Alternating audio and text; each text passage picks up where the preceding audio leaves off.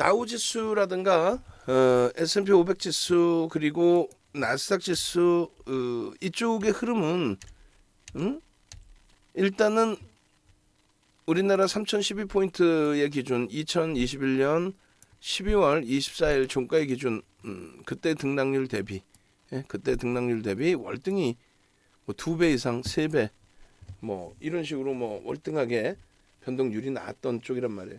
그러니까 무너져 내리더라도 사실상 저쪽의 변동률이 더 클 수밖에 없는 건 당연한 거고. 지금 조정받은 거에 대해서 계속 말씀을 드렸지만 계속 실적이에요, 사실은. 5월 5일 날 전자상거래 업체에 이어서 또 뭡니까? 리비안에 대한 실적 부분이죠. 리비안이 16% 폭락을 하고, 그러니까 실적 부분의 개념도 있지만 리비안 같은 경우는 이제 오버행 이슈죠. 내다 팔겠다. 장래 매도는 아니지만은 장래 매도라고 뭐 꼭 집어서 얘기한 거 아니니까. 근데 내다 팔겠다. 리비안 주식을 내다 팔겠다. 그렇게 되면서 또 테슬라의 폭락이 나오고. 그 결국은 2차 전지주들 먼저 번에도 이렇게 돼 있잖아요. 이 내용이 이것도 시황 설명하면 기니까 S&P 500 지수에서 짧게 설명드리면 자. 폭락이 나와요. 왜? 넷플릭스의 실적이 개판이야. 넷플릭스가 한 방에 50% 가까이 폭락. 그 다음에 뭐예요? 테슬라가 트위터 인수한다고 그래서 한 방에 개파락 10% 그리고 나서 추가 폭락. 그리고 아마존이 실적 뭐 속된 표현으로 개판이라고 해서 아마존의 폭락. 그러고 나서 그 아마존 플러스 테슬라의 폭락까지 연동이 된 거죠. 그러고 나서 또 이렇게 미끄러져 내려와 있을 때 뭐예요? 결론적으로 이제 리비안 쪽에 대한 그런 내용들이 나온 거죠. 추가적으로. 리비안의 내용들 뭐 이런 거예요. 지금 이 친구들이 진짜 안 되겠는데? 이걸 아예 이걸 넣지 말든가. 제가 지금 원고를 잘못 꺼내놨나? 잠시만요. 제가 원고를 잘못 꺼내놨나? 아이고 그러네. 제가 잘못 꺼내놓고 우리 직원들한테 또 뭐라 했네. 왜냐면 윤정두는 완벽하거든요. 뭐가 조금 전에 그 차트가 다 잘못된 거였거든. 전일 거거든. 깜짝 놀랐네. 그지? 그러니까 월봉 이렇게 넘기고 일봉 보시자는 거예요. 일봉. 자, 일봉 보시면 어때요? 설명을 다시 해야지. 깜짝 놀랐어. 칸이 하나 모자라. 이게 뭐예요? 이게 뭡니까? 넷플릭스. 이건 뭐예요? 테슬라. 이건 뭡니까? 아마존. 이건 뭡니까? 아마존 플러스 테슬라. 이건 뭡니까? 리비안 플러스 테슬라. 다 기업이에요. 다 기업의 영향이지. 딱 해놓고 얘기해서 뭐 금리를 또 올렸어? 아니잖아. 지금 현재 FOMC 회의 열지도 않았잖아. 6월에 열리잖아요. 근데 뭐 어쩌라고. 금리 얘기 아니잖아. 그럼 뭐 러시아 대통령이 뭐 푸틴이 뭐 핵을 쏘면 뭐 유럽까지 날라. 다 죽자는 거야. 인류 멸망하자는 거야. 그 주식이 뭐가 필요해 그러면은. 와 이거 핵전쟁 날 것 같아. 아니 그럼 주식시장이 뭐가 필요해. 핵전쟁 나면 끝난 거지. 지구가 그냥 터져 나가는 거지. 말 같지도 않은 소리에 휘둘리시지 말란 말이에요. 우크라이나 사태? 아이고. 더 이상 그 우크라이나 이야기 하지도 마세요. 우크라이나 이야기하는 사람들 방송 보지도 마세요. 무책임한 친구들이지. 경험이 없고 딱 얼굴 보면 모르나? 어린애들 어린 친구들 무슨 경험이 있겠어 주식시장에서. 북한의 1차 핵실험을 겪어봤겠어. 뭐를 해봤겠어. 지정학적 리스크 걸프전 이라크전을 겪어봤겠어. 뭐를 해봤겠어. 아프가니스탄 그걸 겪어봤겠어. 뭐를 해봤겠어. 2015년도에 미국 오바마 대통령과 이란과의 핵 협상, 거기에 중국, 러시아, 영국, 프랑스, 독일 7자 회담 그거 뭐 겪어봤어요? 2015년도에 또 2015년도에 12월 달에 금리 올리기 전에 S&P 500 지수가 얼마 밀렸다 그랬어요? 15%. 이번에 S&P 500 지수가 얼마 밀렸어요? 전일까지 15% 그리고 전일 포함해서 17% 밀렸어요. 2015년 12월에 금리 올리고 나서 정점 대비 1, 2월 달 바닥 그 바닥 찍을 때 15% 밀렸다고 S&P 500 지수가. 차익 실현 요건 한 거죠. 지금도 무슨 개뿔이나 무슨 금리, 채권, 달러 인덱스, 외환 시장, 상품 시장, 아이고 단 하나도 지금 문제 있는 데가 없어요. 사실 농담 하나 안 붙이고 단 하나도 문제 있는 데가 없어요.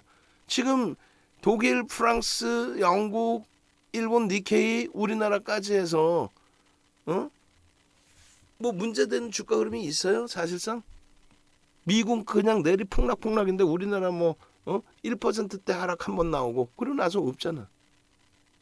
응? FOMC 회의에 대해서 얘기해드려. 금리에 대해서 금리 인상 시기에 기술주가 계속해서 추가적인 강세를 띄었다. 성장주들의 랠리가 이어진다. 그 성장주의 랠리는 어떤 거예요? 성장주의 랠리라는 거는요. 실적을 바탕으로 한 성장주의 랠리라는 거지. 거품이 껴있는 종목에 대한 프리미엄이 높다라고 표현할 수 있는 종목에 대한 그 성장의 흐름을 이야기하는 게 아닙니다. 응? 지금 금리 2004년 6월부터 2006년 6월까지 올릴 때 17번 올릴 때 그때 상승률 또 하락률 2007년 9월 달에 금리 내렸죠. 그때부터 제로금리 수준까지 그리고 돈을 헬리콥터에서 뿌린다 할 정도의 경기부양책을 내놓을 그 시점까지 56%의 하락. 그리고 나서는 금리 인상 시기 내리폭등. 응? 미국의 10년 만기 국채 금리 월선 차트인데 가슴에 손을 얹고 생각해 보세요. 응? 아 그리고 죄송한데 우리 그 저기 에어컨 좀 더 한 단계 낮춰줬나요? 아우 더워서 못 살겠는데. 창문을 여는 게 나을까? 창문 여는 게 더 시원하다. 아우 에어컨 끄셨나? 창문 열어놓을 테니까 그러면 에어컨을 끄시든가. 자, 10년 만기 국채 수익률이 국채 금리가 가장 단순하게 경기가 둔화된다라고 하면 어떻게 돼요? 국채 수익률은 10년 만기물은 꺾여요. 경기가 둔화되는데 어떻게 올라갈 거야? 10년 만기 국채가 경기가 둔화된다는데 금리를 올릴 정도로 경기에 대한 자신감이 있다 이런 해석은 못 하나요? 그렇게 자신감들이 없어? 제로금리 수준에서 이제 막 1% 수준 올라온 거를 답답합니다 진짜. 달러 인덱스에 대해서 말씀을 몇 번을 드려요. 104까지 올라오고 지금 103인가 그렇죠? 아니 미국이 지금 금리를 가파르게 올려서 미국이 박살나게 생겼다면서요. 근데 어떻게 달러 강세를 띠나? 달러 가치가 훼손돼야지. 아니 어떻게 단순 논리를 하나도 뭐 들여다보는 게 없어요. 금리를 올려서 달러 강세를 띈다고 뻥치지 말라 그래. 이때 금리 안 올렸어. 이때 내리금리 올릴 때지. 이때는 지금보다 더 높이 올릴 때지. 저 왜 금리를 올리는데 달러 인덱스가 약세를 띄어? 파운드와는 왜 4차례나 금리를 올렸는데 파운드가 폭락을 해? 답답해요. 엔달러 환율의 경우에 엔화의 약세, 원화의 약세 둘 다 엔화가 가팔러요, 원화가 가팔러요. 엔화가 더 가파르지. 일본이 아까 보니까 문제 됐어요 지수가? 거짓말쟁이들. 미국 빠질 때 유럽 일반 안 빠졌잖아요 이번에. 한국도 제한적이었고. 일본의 엔화가 안전자산이라면서요. 지금 시대 바뀐 거 불과 몇 년 사이에 뭐 그럴 수도 있겠죠. 이 환율 제자리로 안 갖다 놓을까요? 아니면 갖다 놓을까요? 역대적으로 형성돼 있던 환율이라는 게 있는데 지금 저는 제일 걱정했던 게 뭐냐면 통화 수합을 얘기를 하고 앉아있어. 그거 큰일 날 소리야. 그거 어디서 나온 얘기인지 모르겠는데 통화 수합을 얘기하고 있어. 방송 보지 마세요. 또 이것도 방송 보면은 채널 돌리면은 통화 수합이요. 와 통화 수합 해주면 달러 안정화될 수 있어요. 원화 안정화될 수 있어요. 정신 나간 친구들이지. 통화 수합이 뭔데? 지급 보증해 주는 거 아니에요. 야 한국에 대해서 돈 빼지 마. 돈 빼지 마. 지급 보증해 줄게. 그건 무슨 얘기야? 역으로 생각하면 지금 도저히 감당이 안 되는 이런 수준이면 모를까. 잘 생각해 보세요. IMF가 외환 잔고가 부족해서 IMF 터졌어? 확 그냥. 저는 아버지가 경상도 마산이고 어머님이 전라도 영암이에요. 동과 서가 만났어. 아우 머리 아파. 거기다가 저는 시대를 어떻게 타고 났냐면은 그 노태우 대통령 6.29 선언할 때 87년도 누님이 대학생이었는데 맨날 데모야. 뭐 데모를 막 뭐 이렇게 하는 건 내가 못 봤지만은 그때 당시에 기호 10번 백기환 선생님, 응? 선생님은 또 충청도 공주셨어. 담임 선생님은. 막 머리 아파. 군대는 저기 강원도 화천을 갔어요. 야, 38선 위로 올라가 버스가. 나 깜짝 놀랐어. 휴전 공부를 안 해가지고 휴전선하고 38선이 뭔지를 몰라가지고 야 38선 위로 막 올라가. 야 내가 이거 북파공사원이 되나? 어? 입대하고 조금 지나서 4월 5일 날 눈이 와요. 강원도에서. 야 이거 죽었다. 어? 지역색이 없어요. 그렇게 살다 보니까. 그런데 희한하게 김영삼 대통령은 이상하게 그냥 개인적으로 그냥 정이 안 가. 뭔지 모르겠지만. 그런데 그분 편을 하나를 든다면 외환 위기가 그 당시에 정치를 잘못해서 그 당시 정부가 경제 정책을 잘못해서 말 같지도 않은 소리 하고 있어. 외환 잔고가 없어서 외환 위기가 와요? 지금도 그렇게 생각하고 있죠. 무슨 국가부도의 날이란 영화 말 같지도 않은 소리를 찍고 앉아 있어. 동남아 외환 위기 때문에 우리나라가 선진 시장이 아니라서 취약한 구조였기 때문에 동남아 외환 위기에 같이 연동됐잖아. 롱텀 캐피탈 매니지먼트 사태, 선진 시장의 파생 상품에 대한 논리 때문에 그냥 동남아 외환 위기 때 같이 붕괴됐죠. 그때 선진 시장은 시장의 붕괴가 거의 없었어요. 동남아 우리나라 박살이 났지. 그래서 자랑한 게 뭐였어요? 우리나라가 외환 보유고 세계 10위 안에 들어갔다죠. 세계 10위 안에 들어간 외환 보유고 지금 만약에 모니터링 하신 분 계시면 내일 그거 꼭 잡아내 주세요. 그 표 작업해 주세요. 포탈만 뒤지면 나옵니다. 세계 외환 보유고 10위 안에 들어가는 나라. 외환 보유고라는 게 뭐야? 미국이 달러 찍어서 먹고 산다 그러죠. 미국이 달러를 찍어서 먹고 산다고. 이거 바보들 같은 소리 하고 있어. 확 그냥 막 그냥. 미국이 무슨 달러를 찍어서 먹고 사나? 채권을 발행해서 먹고 살지. 그럼 우리나라가 외환 보유고 세계 10위 안에 들어가면은 미국 달러화를 달러 돈을 막 이렇게 갖고 있나? 우리나라가 미국 달러 못 찍어? 우리나라 기술로 안 만들 뿐이지. 미국의 채권을 사주는 거잖아요. 미국에.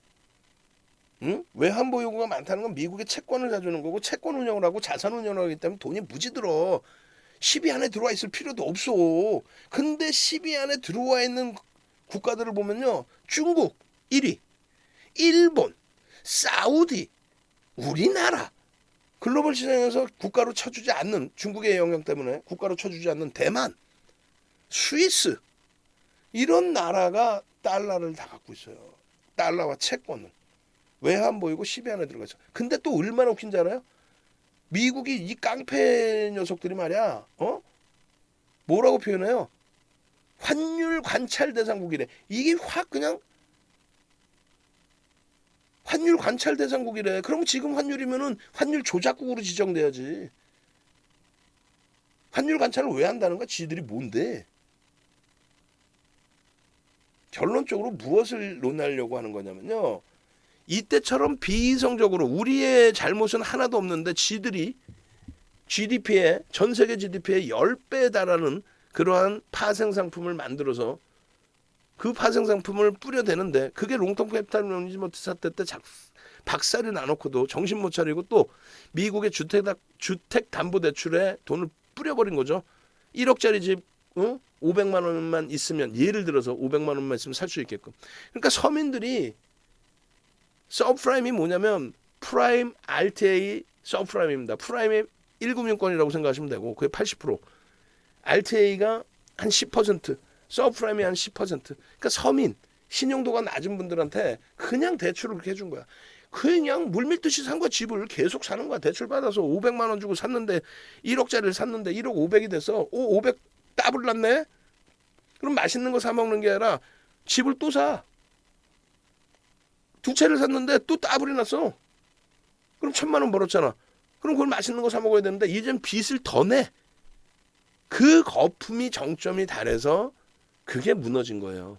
그러니까 감당이 안 된 거예요. 그걸 팔아먹은, 많이 팔아먹은 리먼 브러더스 걔뿐만이 아니고 미국의 5위였던 베어스턴스가 2008년도에 먼저 무너지고 그 다음 리먼 무너지고 그 다음 메릴 린치가 뱅크 오브 아메리카로 피인수되고 그런 과정 속에서 우리나라는 뭔 잘못이 있는데 잘못 없어. 세계 시장의 금융시장에 경색이 오다 보니까 자국의 돈이 마르다 보니까 어디서든 손해를 보고라도 돈을 빼서라도 갖고 가야 돼요. 우리나라 은행권으로 따지면 어느 정도 수준이었냐면은 은행들이 미국에서 박살이 났잖아요. 그 파생상품 운영 때문에. 그러니까 우리나라 은행들도 박살이 났습니다. 근데 그 당시 기준에 제일 많이 박살난 게 은행 KB금융 뭐 그때는 이제 국민은행이었나? 하여간에 KB금융, 신한지주, 우리금융지주, 뭐 하나금융지주 뭐 이 네 개잖아요. 근데 그때는 금융지주사가 아니라 이제 은행으로도 돼 있었어요. 어찌됐건 그 중에서 하나금융지주가 초전 박살이 납니다. 그 초전 박살이 났는데 거기다 뭐라고 얘기를 하냐면은 왜 박살나니? 그랬더니 그때 당시에 키코에 3천억 이상 손실이 나면서 파산한 업체가 하나 있어요. 근데 삼성전자 1차 벤더다 보니까 삼성전자에서 긴급 자금을 투여를 합니다. 근데 그 3천억에 대한 일정 범위의 손실을 하나금융지주가 떠안게 됐다 이거지. 말 같지도 않은 소리. 그 떠안았다라는 게 그러면 신한지주나 국민은행은 안 떠안았겠어? 근데 하나금융지주만 초전 박살이 나요. 그걸 아무도 모르는 거야. 왜 걔가 초전 박살이 났는지. 윤정도는 알았지. 어떻게 알았는데? 하나금융지주에 실적 발표가 나옵니다. 그 실적 발표를 놓고 보면은 또 한국금융지주의 실적 발표가 나오고 그때 한국투자증권 쪽에서 어마어마한 물량이 나왔어요.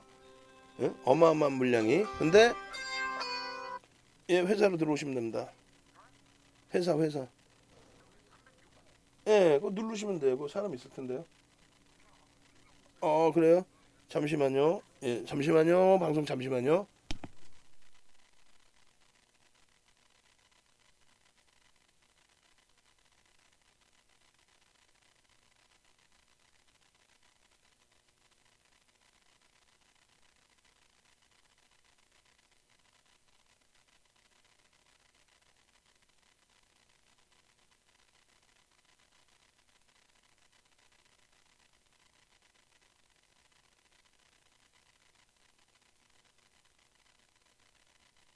자, 그래서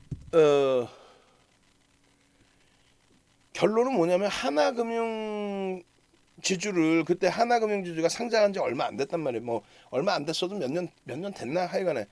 근데 그 당시에 한국금융지주가 하나금융지주의 지분을 3%인가 갖고 있었어요. 3%가 갖고 있었는데 돈이 너무 자금이 시중에서 경색돼서 돈이 마르다 보니까 농담이 아니라 그 하나금융지주를 상장한 이후에 고가에도 안 팔았던 그 지분 3%를 어쩔 수가 없으니까 장내 다 팔아버렸어요. 손실로. 장내 손실로 다 팔았어요. 그래서 하나금융지주가 아니라 한국금융지주의 실적 발표일 때 한국투자증권에서 나오길래 야 이거 뭐지? 라고 했는데 사실은 고급 그 미팅을 나갔어요. 그러니까 운영사 대표이사님들 뭐 이런 분들하고 그 당시에 뭐 식사 자리를 하고 그랬는데 그런 비슷한 얘기가 나왔단 말이야. 이제 한국금융지주의 실적을 들여다보면 거기에 나와요. 자기가 갖고 있는 이제 그 타사 지분이라든가 이런 부분 그거를 다 갖다 판 거야. 그럼 결론은 어떻게 돼? 그 물량을 다 받은 쪽은 전부 그걸 들어 올리죠. 응? 농담이 아니라 그거 자료 보여드려? 내 자료 보여드릴게. 응? 그 MTN의 2015년도에 교육 자료를 또 해드렸어. 윤정도는 대단해요. 여러분들이 생각하는 거 이상 상상을 초월하는 사람이야. 특히 이제 뭐 자료나 이런 거 전부 다. 그러니까 모든 시황이든 뭐든 그냥 윤정도만 믿으시면 돼. 시황이든 뭐든. 그래서 강의 자료를 한번 보겠습니다. 그 당시에 방송 원고, 방송 VOD 자료, 윤정두의 Y, 목차에 아마 하나금융지주가 나올 거예요. 이게 2015년도 자료거든요. 그러니까 다 있는 거야. 이게 없을 수가 없지. 윤정두한테 싹 다 있는데 다 알지. 은행주 4강에 들어있으려나? 4강? 4강에서 한번 봅시다. 은행주에 들어있을 것 같아. 4강 윤정두의 Y PPT 4강. 저게 없으면 또 찾아야 돼. 또 찾으려면 귀찮은데. 한번 봅시다. 방금 얘기한 게 그게 윤정두가 거짓말인지 뭔지. 금융지주사에 이거 여기가 아니라 이 찾으려면 귀찮은데. 그러면 이렇게 찾으려면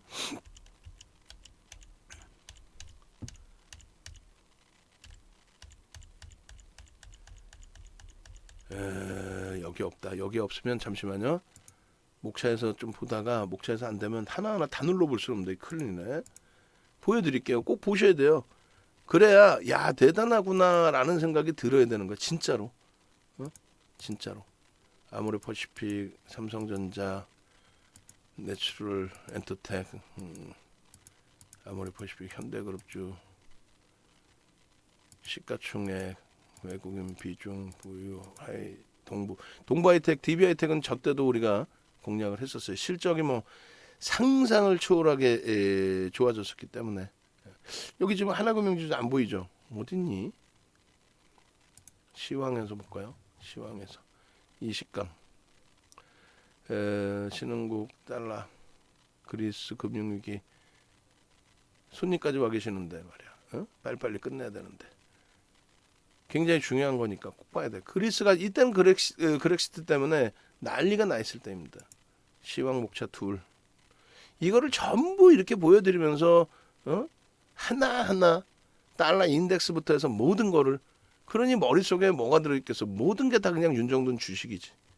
그러니 시황이 틀릴 리가 있겠냐고. 무조건 윤정두가 얘기하면 다 맞아 떨어지지. 어디 있니? 어디 있을까요? 1번 앞부분에 있을 것 같은데. 유가 충격, 기준금리, 한국 금리에 따른 정책기준, 신흥국에 다 이렇게 해놨었어요 예전에. 지금도 이제 조금씩은 해놓고는 있는데 지금하고는 이제 방송 원고 질의 차이가 너무 나죠. 이때 이제 혼자 1시간 할 때예요. 혼자 1시간 할 때. 그렇게 하고 우리나라 배당 성향, 국민연금 지분 10% 이상, 정책기준 8강, 신한지주 월봉 8강, 한국판 다우지수, 건설자, 은행, 금융지주사 9강, 8강, 9강. 이거 어떻게 찾아? 그러다 뭐 찾을 때까지 찾아봅시다. 그래야 아까 얘기한 그러한 중요성, 진짜 중요하단 말이에요 그게. 그래서 그 당시 기준에 이 하나금융투자 쪽의 자금을 한국금융지주가 돈이 너무 없어서 그렇게 해서 팔아제낄 정도니까 나중에 찾아드릴게요. 이거 거짓말쟁이 되는데 꼭 찾아드릴게. 오늘은 아니야, 내일이라도 찾아드릴게. 왜냐면 지금 손님도 와 계셔가지고 빨리 끝내야 돼. 이분도 시간이 늦었잖아요. 그죠? 요거 찾아야 되는데. 환율, 투자자별, 개인, 펀드, 나스닥 일주월봉, 10거래일 이상, 신용등급, 코스피, 수급, 국내 신용등급. 어느 거에서 기준이 잡혀서 나올까요? 그게 달러 인덱스, 국민연금의 주식 투자 변화, 원유 재고량, 신한지주 월봉 차트, 기준금리, 금리에 대한 내용일까요? 마지막으로 한 번만 더 훑어보고 달러 인덱스에 따른 코스피 달러 변화에 따른 수급,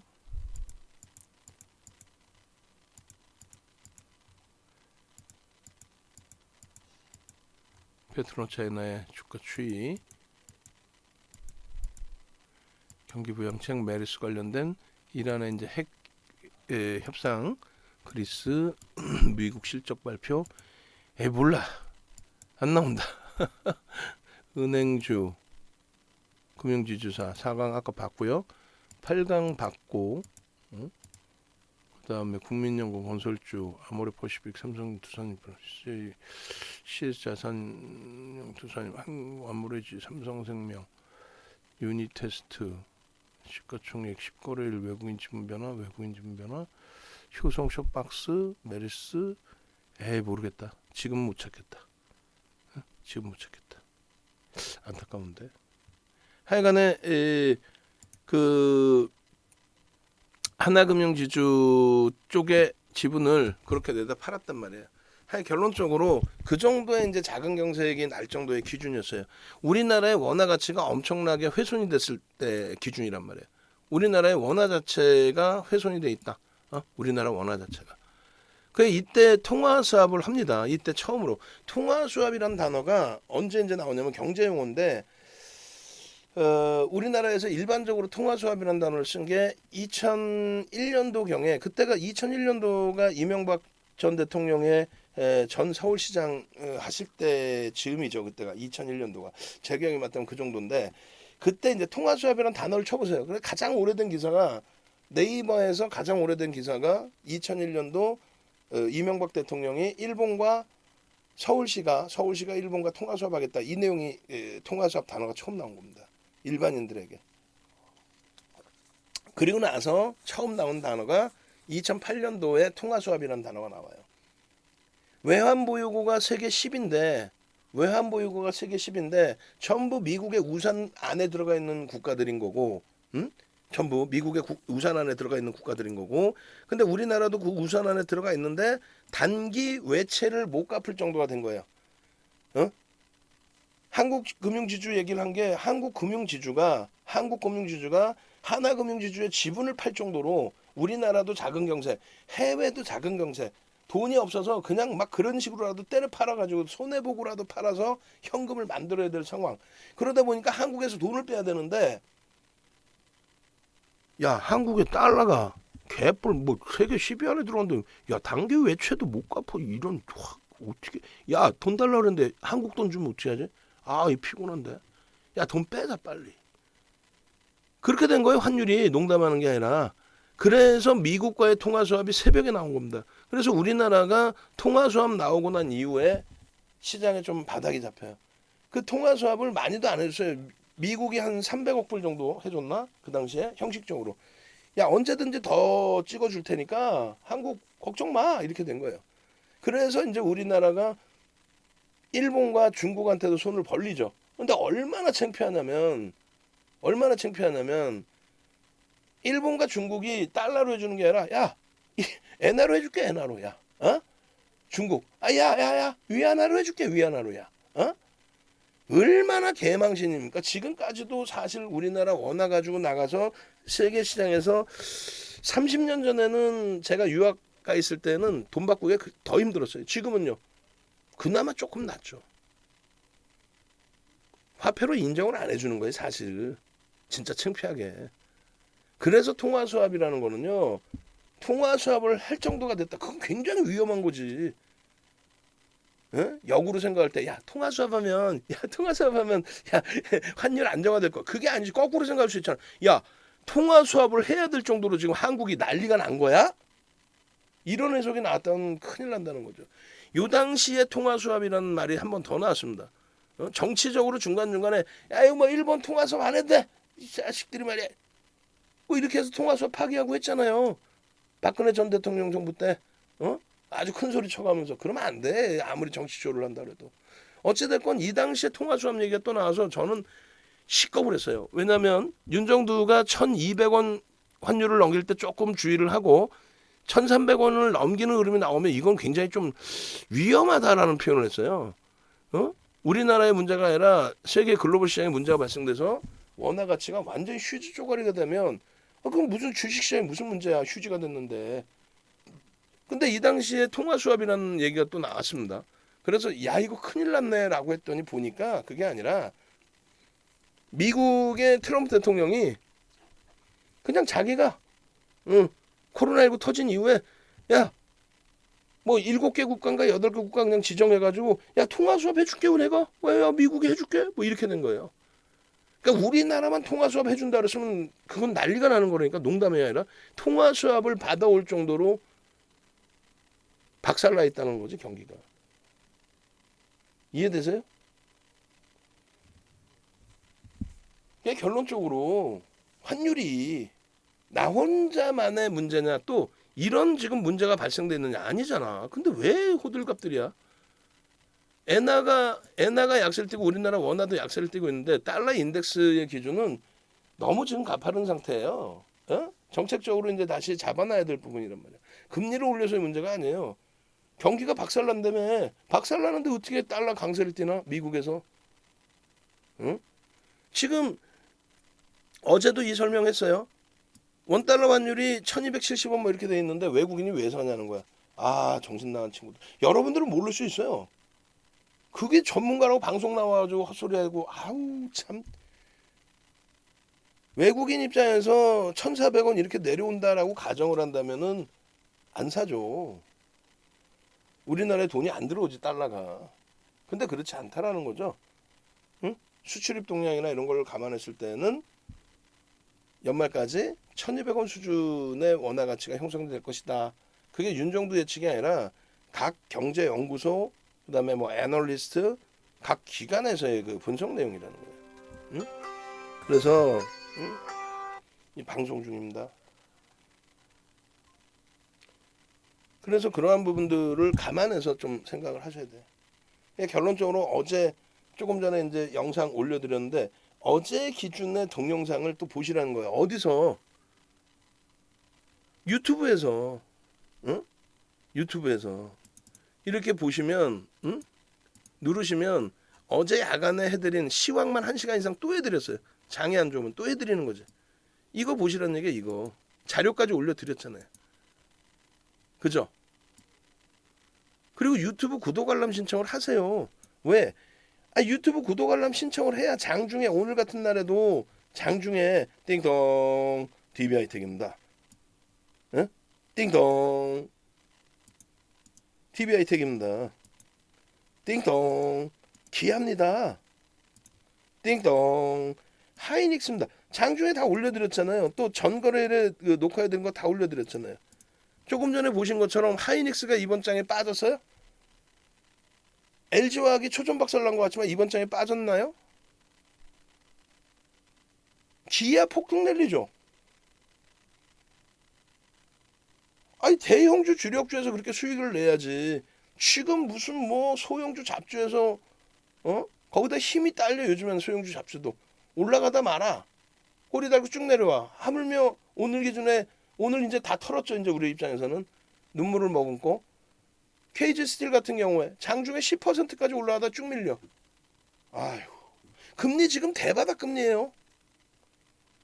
이 대바닥 금리에 금리 한 번 더 올리겠다 이거 50bp 상관없다니까.